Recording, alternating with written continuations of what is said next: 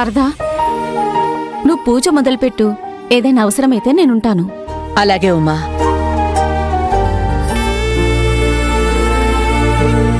అమ్మ వరలక్ష్మి తల్లి, ఈ వ్రతం చేసిన స్త్రీల మాంగళ్యం పసుపు కుంకుమలతో 10 కాలాల పాటు పచ్చగా ఉంటాయని నమ్ముతారు.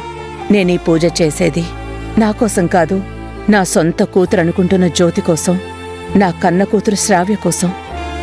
వాళ్ల సౌభాగ్యం కలకాలం చల్లగా ఉండేలా దీవించు. వాళ్ల కాపురంలో వచ్చిన కలతలు తీరిపోయి కాపురం చేసుకునేటట్టు ఆశీర్వదించు.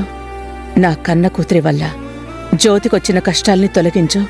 జ్యోతిని పిల్లా పాపలతో సంతోషంగా ఉండేలా చూడు.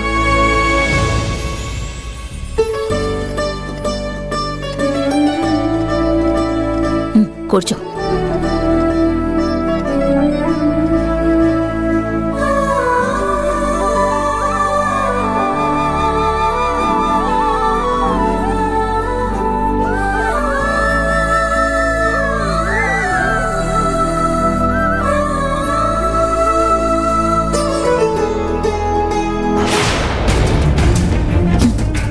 రాజీవ్,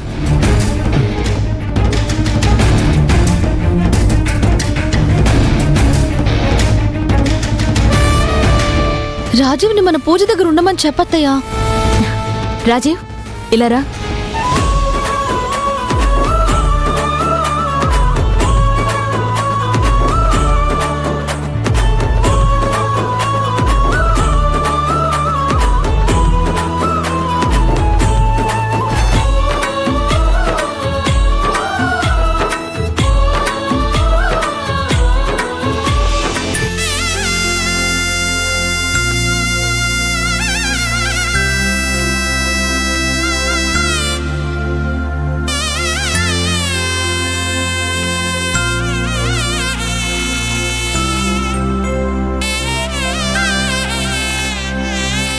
నిజంగా జ్యోతి గ్రేట్ అమ్మా.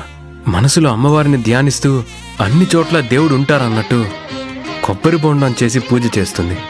దాన్ని అసలు పూజ అంటారా? శ్రావ్య చేసే పూజ చూడు.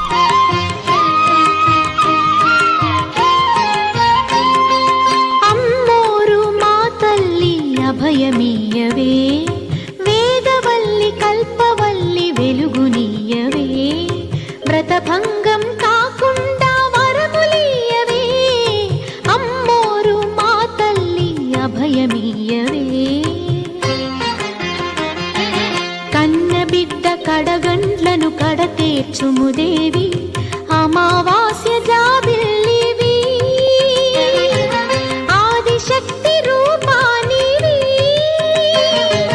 అమ్మోరు మా తల్లి అభయమీయవే, వేదవల్లి కల్పవల్లి వెలుగునీయవే.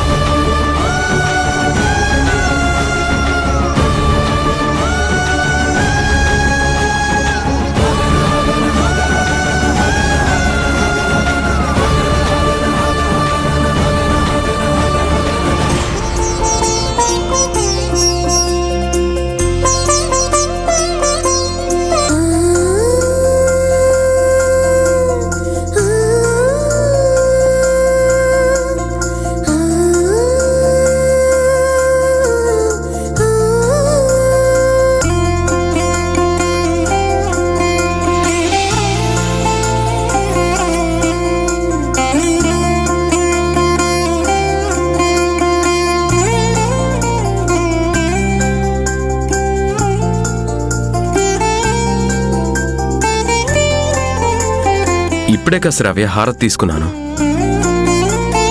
ఈ హారతి కూడా తీసుకో రాజీవ్.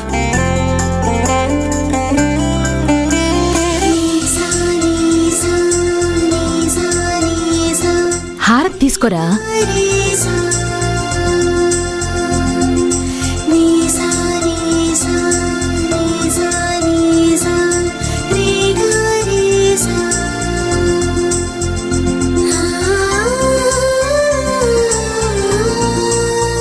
అమ్మా, రాజీవ్ని నాకు దగ్గర చేసి మేమిద్దరం బాగుండేలా ఆశీర్వదించు.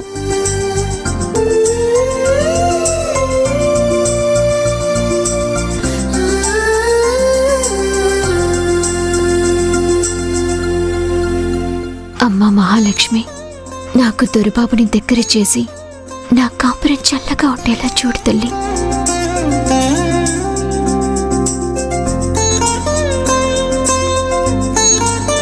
శ్రావ్య, పూజ బ్రహ్మాండంగా చేశావు. ఇప్పుడు రాజీవ్ పాదాలకు నమస్కరించి అక్షింతలు వేయించుకొని ఆశీర్వాదం తీసుకో. అమ్మా, పూజ చేసింది, అమ్మవారి ఆశీర్వాదం తీసుకుంది, మళ్ళీ నా ఆశీర్వాదం ఎందుకు? ఆ ఫార్మాలిటీస్ ఏమొద్దు.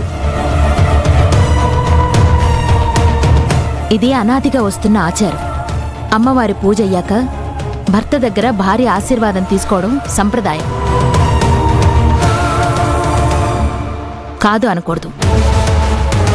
శ్రావ్య, వాడి చేతికి అక్షింతలివ్వు.